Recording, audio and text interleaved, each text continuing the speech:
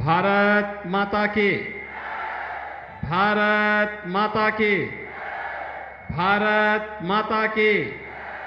वंदे वंदे वंदे। हनुमत धाम के बजरंग बली की, हनुमत धाम के बजरंग बली की। जय श्री राम, जय जय श्री राम। मंच पर उपस्थित उत्तर प्रदेश सरकार के वित्त और संसदीय कार्य विभाग के मंत्री श्री सुरेश खन्ना जी, प्रदेश सरकार के लोक निर्माण विभाग के मंत्री और पीलीभीत संसदीय सीट से भारतीय जनता पार्टी के प्रत्याशी के रूप में जिन्होंने जोरदार चुनाव लड़ा है, ऐसे श्री जितिन प्रसाद जी, भारतीय जनता पार्टी के प्रदेश के उपाध्यक्ष विधान परिषद सदस्य श्री संतोष सिंह जी, पूर्व मंत्री और क्लस्टर प्रभारी सुरेश राणा जी, लोकप्रिय सांसद और इस क्षेत्र से पुनः प्रत्याशी बनाए गए श्री अरुण सागर जी, जिलाध्यक्ष श्री कृष्णनंद मिश्र जी, लोकसभा के प्रभारी रामगोपाल मिश्रा जी, जिला पंचायत अध्यक्ष श्रीमती ममता यादव जी, महानगर अध्यक्ष शिल्पी गुप्ता जी, विधायक कटरा श्री वीर विक्रम सिंह जी, मान्य विधायकगण श्री चेतराम जी, हरिप्रकाश वर्मा जी, श्रीमती सोलोना कुशवाहा जी, विधान परिषद सदस्य डॉक्टर सुधीर गुप्ता जी, लोकसभा के संयोजक अरुण गुप्ता जी, अध्यक्ष जिला सहकारी बैंक श्री धर्मेंद्र प्रताप सिंह राठौर जी, महापौर श्रीमती अर्चना वर्मा जी और भारतीय जनता पार्टी के हमारे सभी पदाधिकारी और उपस्थित बहनों और भाइयों, काकोरी ट्रेन एक्शन के महानायक पंडित राम प्रसाद बिस्मिल, अस्फाउल्लाह खां और ठाकुर रोशन सिंह की इस पावन धरा को मैं नमन करते हुए, इस भीषण गर्मी में भी आप इस जनसभा में आए हैं और लोकतंत्र को पुष्ट करने के लिए, मजबूत बनने के लिए, अपनी सहभागिता के लिए मोदी जी के विकसित भारत की संकल्पना को साकार करने में अपना योगदान दे रहे हैं। इसके लिए बहनों और भाइयों, मैं आप सबका हृदय से अभिनंदन करता हूं, स्वागत करता हूं। बहनों और भाइयों, जब मैं यहां आ रहा था तो मैं देख के भौचक था कि शाहजहांपुर एक ऐसा जिला है जहां लाड साहब का जुलूस भी निकलता है और वहां पर ने लाड साहब के जुलूस का बड़ा अच्छे ढंग से स्वागत करते हैं, मैंने सुना है। और खन्ना जी कहीं भी हो, लेकिन लाड साहब के जुलूस में भाग लेने के लिए जरूर आते हैं। लेकिन बहनों और भाइयों, अभी भी खुदागंज और अल्लाहगंज जैसे कस्बे भी यहां पर हैं और इसीलिए मैं आप सबका आह्वान करने के लिए आया हूं। मोदी जी ने कहा है ना, आजादी के अमृत महोत्सव के मुख्य समारोह को संबोधित करते हुए उन्होंने पंच प्रण की बात की। पंच प्रण में गुलामी के अंशों को समाप्त करना और विरासत का सम्मान करना। हमें भारत और भारतीयता पर गौरव की अनुभूति होनी चाहिए। भारत के विकास को हम लोग मन वचन कर्म से आगे बढ़ाने का कार्य करेंगे और अपनी विरासत का सम्मान भी करेंगे। अयोध्या में राम मंदिर का निर्माण हो, काशी में काशी विश्वनाथ धाम का हो, या फिर शाहजहांपुर में अमर शहीदों का भव्य म्यूजियम बनाने का कार्य हो, या फिर शाहजहांपुर के हनुमत धाम में विराट बजरंग बली की प्रतिमा को स्थापित करने का कार्य हो, ये सभी विरासत का सम्मान है। और बहनों और भाइयों, उसी विरासत के सम्मान के साथ जोड़ने के लिए आज ठाकुर रोशन सिंह के इस पावन धरा पर, अमर शहीद ठाकुर रोशन सिंह के इस पावन धरा पर आकर के इस धरा को नमन करने का मुझे सौभाग्य प्राप्त हो रहा है। मैं इसके लिए आयोजकों को हृदय से धन्यवाद देता हूं और आप सबके आगमन के लिए भी आपका मैं अभिनंदन करता हूं। बहनों और भाइयों, मैं आज से लगभग 5 वर्ष पहले इस धरती पर आया था। मैं यहां आया था, तब ठाकुर रोशन सिंह के नाम पर एक महाविद्यालय के निर्माण के कार्यक्रम को हम लोगों ने आगे बढ़ाया था।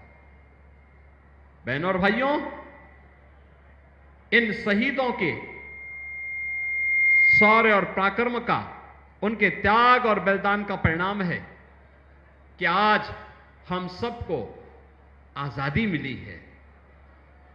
इस आजाद भारत में हम अपने अनुसार योजनाएं बना पा रहे हैं, बिना भेदभाव के समाज के हर तबके को सम्मान मिल पा रहा है। कोई भेद नहीं है, गांव हो, गरीब हो, किसान हो, नौजवान हो, महिलाएं हो, सबको बराबर सम्मान प्राप्त हो रहा है। इन महानायकों के कारण आज भारत दुनिया का सिरमौर मोदी जी के नेतृत्व में बनता हुआ दिखाई दे रहा है। वह सपना जो हमारे शहीदों का था, जो बलिदानों का था, क्या कहा था पंडित राम प्रसाद बिस्मिल ने? यही तो कहा था जब फांसी हो रही थी। जेलर ने पूछा था, क्या अंतिम इच्छा है? लोग मानते हैं कि भाई किसी को अगर हम फांसी दे रहे हैं, उससे पूछेंगे अंतिम इच्छा, वो कहेगा साहब मुझे छोड़ दो, वो एक बार माफ कर दो। उन्होंने कहा नहीं, हरगिज नहीं, मैं अंग्रेजों से माफी नहीं मांगूंगा। उन्होंने कहा था मुझे तो एक ही इच्छा है, एक ही इच्छा है मेरी कि मैं बार बार भारत की धरती पर जन्म लूं और जब भी मेरा जन्म हो वह मातृभूमि के लिए समर्पण का हो, मातृभूमि के लिए बलिदान का हो। यही तो कहा था राम प्रसाद बिस्मिल ने। इसी बात को लेकर के आज हम सब आपके बीच आए हैं और यही ठाकुर रोशन सिंह ने कहा था, यही अस्फाउल्लाह खान ने कहा था।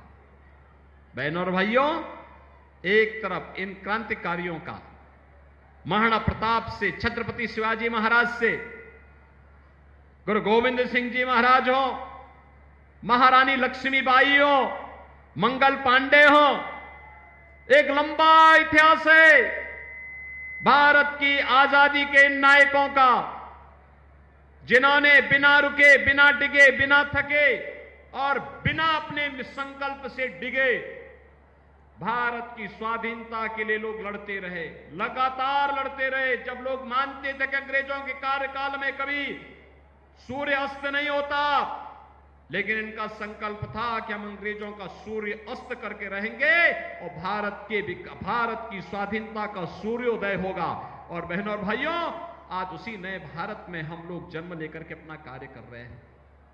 एक तरफ भारत के इन अमर बलिदानियों के प्रति श्रद्धा और सम्मान का भाव रखने वाली भारतीय जनता पार्टी है और दूसरी तरफ कांग्रेस समाजवादी पार्टी का इंडी गठबंधन।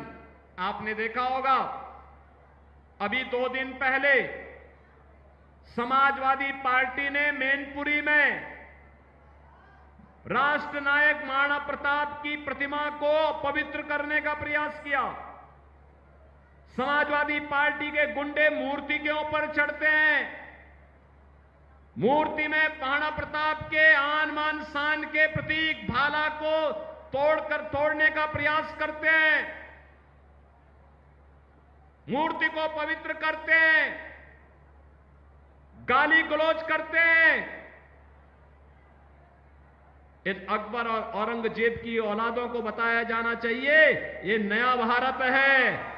इस नए भारत में राष्ट्र नायकों का अपमान भारत स्वीकार नहीं करता है, नहीं करता है। ऐसे ही समाजवादी पार्टी के गुंडों ने भारत के संविधान के शिल्पी, बाबा साहब डॉक्टर भीमराव अंबेडकर की प्रतिमा को भी अपवित्र करने का प्रयास किया। बहनों और भाइयों, अभी भी कभी कभी मुझे लगता है कि कानून का राज स्थापित करने के बाद भी जब चुनाव आते हैं तो इन गुंडों की गर्मी चढ़ने लगती है। ऐसे लगता है जैसे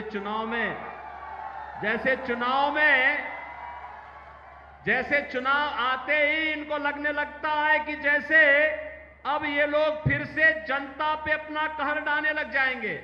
लेकिन इनकी गफलत है ये। भारतीय जनता पार्टी जनता जनार्दन के आशीर्वाद से उनकी सेवा करते हुए प्रधानमंत्री मोदी जी के नेतृत्व में लगातार कार्य कर रही है और चुनाव परिणाम आएंगे, गुंडों की गर्मी भी धीरे धीरे करके अपने आप शांत होती जाएगी। बहनों और भाइयों, आज देश अपने आजादी के अमृत काल में प्रवेश कर गया है और अमृत काल का संकल्प क्या है? विकसित भारत। क्या संकल्प है? विकसित भारत, आत्मनिर्भर भारत। आत्मनिर्भर भारत का मतलब हर नौजवान आत्मनिर्भर होगा, उसके हाथ को काम होगा। हर महिला आत्मनिर्भर होगी, उसके हाथ को कार्य होगा। हर किसान आत्मनिर्भर होगा, उसके हाथ को कार्य होगा और खुशहाल होगा। हर हस्तशिल्पी के हाथ को कार्य होगा, उसका जीवन खुशहाल होगा, उसके बच्चे खुशहाल होंगे। हर श्रमिक खुशहाल होगा, उसके बच्चे खुशहाल होंगे, उसके बच्चे भी अच्छे स्कूलों में पढ़ पाएंगे, जैसे हम लोगों ने अटल आवासीय विद्यालय बनाए हैं। बहनों और भाइयों, और जब आत्मनिर्भर भारत होगा, वही आत्मनिर्भर भारत विकसित भारत की संकल्पना को साकार करेगा। और हमारी पीढ़ी सौभाग्यशाली है। हमने इस विकसित भारत की संकल्पना को साकार होते हुए हम देख रहे हैं। आपने देखा होगा कैसे मोदी जी के नेतृत्व में 10 वर्ष में भारत बदला है। 10 वर्ष पहले की कल्पना करिए, क्या था भारत? नौजवान पलायन करता था, किसान आत्महत्या करता था, गरीब भूखों मरता था, बीमार चिकित्सा सुविधा के अभाव में मरता था। किसी के पास दवा नहीं है, किसी के पास दवा का पैसा नहीं है, कहीं डॉक्टर नहीं है, कहीं चिकित्सालय नहीं है। और आज नए भारत में हाईवे है, रेलवे है, एक्सप्रेसवे है। खन्ना जी और जितिन जी और हमारे विधायकगण तो एक्सप्रेसवे को इसी हरदोई, इसी शाहजहांपुर होते हुए लेके जा रहे हैं। और इस एक्सप्रेसवे में एक एयर स्ट्रिप भी बनने जा रहा है। अगर बाई चांस कभी किसी दुश्मन से युद्ध करना पड़े तो भारतीय वायुसेना के विमान इसी एक्सप्रेसवे पे उतर करके यहीं से फिर दुश्मन के देश पर हमला करने की तैयारी करेंगे। यही शाहजहांपुर में होने जा रहा है। बहनों और भाइयों, आपने देखा होगा विकास के कार्य किस रूप में आगे बढ़ रहे हैं। खन्ना जी भी नई योजनाओं को लेके आते हैं, जितेंद्र प्रसाद जी नई योजनाओं को लेके आ जाते हैं, जेपीएस राठौर भी नई योजनाओं को लेके आते हैं, हमारे सांसद, हमारे विधायक, ये सभी लोग लग करके विकास की इस मुहिम को तेजी के साथ आगे बढ़ा करके नए भारत का नया उत्तर प्रदेश है तो नया उत्तर प्रदेश का नया शाहजहांपुर भी आज हम सबके सामने देखने को मिल रहा है। बहनों और भाइयों, उसी नए भारत में दुनिया में सम्मान, राष्ट्रीय सुरक्षा पुख्ता, अब तो पटाखा भी जोर से फट जाएगा ना तो पाकिस्तान सफाई देता कि भैया मेरा योगदान नहीं है, मैंने नहीं किया है, मैं नहीं किया हूं, मेरा कोई लेना देना नहीं। क्योंकि से मालूम होता, उसको ये पता है कि अगर देर कर दिया तो कहीं लेने के देने ना पड़ जाए फिर, क्योंकि ये नया भारत है, छेड़ता नहीं है, लेकिन कोई छेड़ेगा तो फिर छोड़ता भी नहीं है।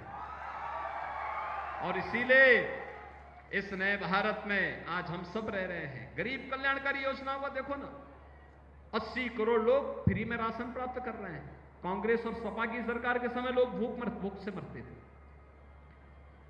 50 करोड़ लोगों का जनधन अकाउंट खुल गया है।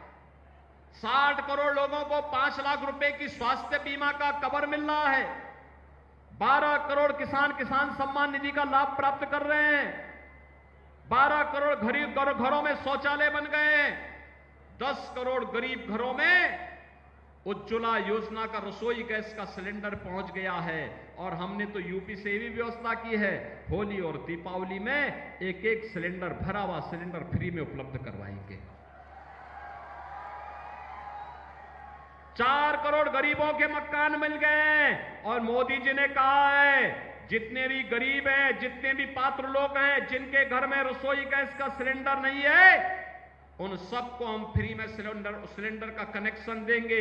और जिनके घर नहीं, उनको एक एक मकान भी उपलब्ध करवाएंगे। आप भी अपने तरीके से घोषणा करके आइए, मोदी जी का प्रतिनिधि बनकर के, योगी जी का प्रतिनिधि बनकर के आप भी गांव गांव में बोल दीजिए, जिसके बाद मकान नहीं उसको मकान मिलेगा। आश्वस्त कर दीजिए। बहनों और भाइयों, जहां यह कार्य है, वहीं साथ ही साथ अयोध्या में रामलला भी आ गए। कांग्रेस क्या कहती थी? कहते थे राम तो है ही नहीं। समाजवादी पार्टी के लोग क्या कहते थे? कि परिंदा पर नहीं मार सकता।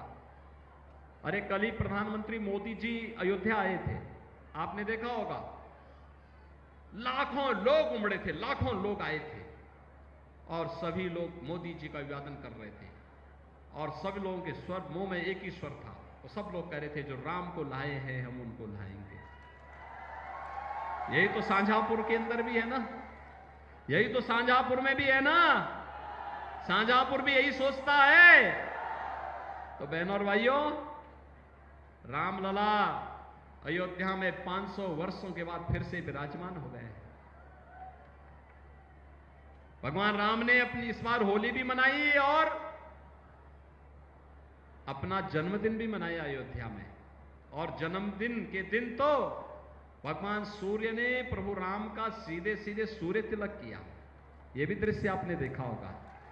बहनों और भाइयों, हमारी पीढ़ी कितनी सौभाग्यशाली है, जिस शुभ कार्य को कई पीढ़ियां नहीं देख पाई, उस शुभ कार्य को हमारी पीढ़ी देख रही है, अपनी आंखों से देख रही है, महसूस कर रही है, उसके साथ सहभागी बन रही है। इससे ज्यादा सौभाग्य और क्या हो सकता है?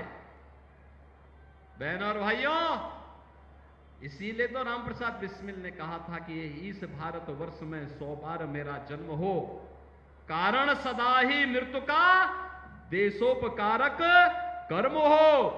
और मुझे लगता है कि ये पंडित राम प्रसाद बिस्मिल और ठाकुर रोशन सिंह का यह संकल्प आज साकार हो रहा है। और उससे संकल्प करने के लिए आज हम आपके बीच आए हैं। भारतीय जनता पार्टी ने श्री अरुण कुमार सागर को फिर से अपना प्रत्याशी बनाकर के आपके बीच उतार के भेजा है। बहनों और भाइयों, वे भारतीय जनता पार्टी के प्रत्याशी हैं। कमल चुनाव चिन्ह पर पड़ने वाला एक एक वोट ये सीधे मोदी जी के खाते में जाएगा। मोदी जी को तीसरी बार देश का प्रधानमंत्री बनेगा। मोदी जी का प्रधानमंत्री बनने का मतलब दुनिया की ताकत के रूप में उभरता हुआ भारत, विकसित भारत, आत्मनिर्भर भारत, ऐसा भारत जिसको कोई दुश्मन आंख नहीं दिखाएगा। और उस भारत के अंदर आपका भी सम्मान सुरक्षित होगा, आपके घर में भी समृद्धि आएगी, आपके यहां भी विकास होगा। और उसी के लिए हम लोग आए हैं। अरुण कुमार सागर को भारतीय जनता पार्टी ने अपना प्रत्याशी बनाया है। भारतीय जनता पार्टी के प्रत्याशी हैं निषाद पार्टी ने, राजभर पार्टी ने, अपना दल ने, राष्ट्रीय लोक दल ने भी इन्हें अपना समर्थन दिया है। ये सभी लोग उनके साथ सहभागी बन रहे हैं। आप भी अरुण कुमार सागर को अपना आशीर्वाद देने को तैयार है ना? कमल चुनाव चिन्ह पर तैयार है? अरे जोर से बोलो शाहजहांपुर वालों, सहमत हैं? सभी लोग सहमत हैं? लेकिन बहनों और भाइयों, इसके लिए आपको एक काम करना पड़ेगा। 13 मई को तो वोट स्वयं तो डालना पड़ेगा। हर व्यक्ति को 2-2 परिवारों की जिम्मेदारी लेनी पड़ेगी मतदान स्थल पर ले जाने की। ले जाएंगे? और अभी आपके लिए प्रचार का समय है। आज बहनों और भाइयों 6 मई हो गई, लगभग 6 दिन प्रचार के। इन 6 दिनों में आप कम से कम 4-4 घंटे देश के लिए कमल चुनाव चिन्ह का समर्थन मांगने के लिए क्या घर घर जाएंगे? मोदी जी का प्रतिनिधि बनकर के जाएंगे, अरुण सागर बनकर के जाएंगे, वोट मांगेंगे, लोगों को बताएंगे कि हमें विकसित भारत बनाना है ना? तो बहनों और भाइयों, इसी के लिए मैं और हमारा पूरा मंच आपसे अपील कर रहा है, घर घर जाएंगे, मोदी जी को फिर से प्रधानमंत्री बनाएंगे और मोदी जी के प्रधानमंत्री बनाने में शाहजहांपुर का योगदान होगा। इसके लिए अरुण सागर को यहां से जिता करके भेजेंगे। सहमत हैं? सहमत है ना? तो फिर मेरे साथ बोलेंगे दोनों हाथ पकड़ करके, भारत माता की, भारत माता की, भारत माता की।